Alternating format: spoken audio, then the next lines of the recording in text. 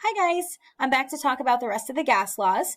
I'm just going to briefly mention these two, Dalton's law of partial pressures and Avogadro's law, and then we're going to go on to talk about some more important calculations that you're going to be required to know.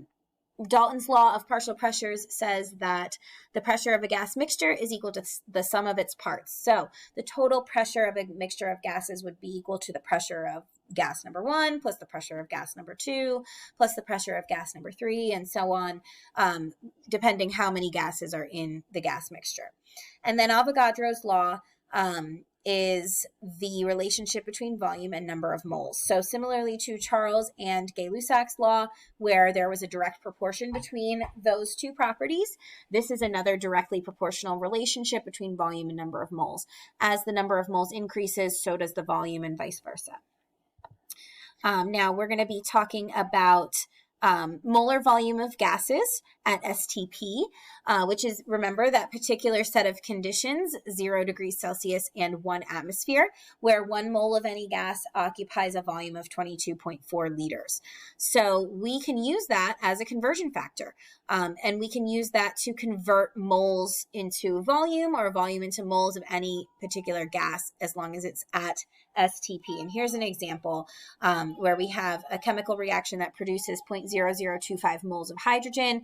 What volume would that occupy at STP? So we use this conversion factor here to get rid of moles of hydrogen, convert it to volume, and we are left with 0.056 liters of our gas.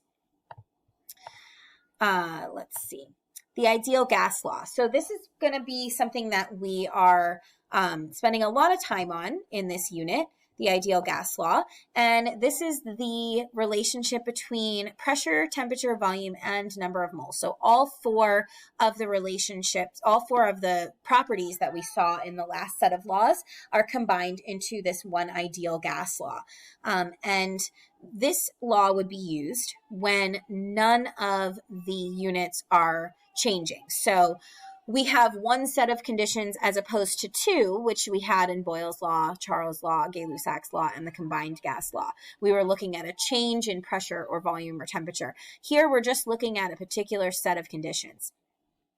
Now, R is what we call the ideal gas constant, and it has a different value depending on what the pressure units are. So it's important that you look at your pressure units. Now, we're primarily going to be using this one here, 0.0821, because our pressure units will most often be atmospheres, but you will from time to time see millimeters of mercury or torr thrown in there. So you're going to have to use that one as well.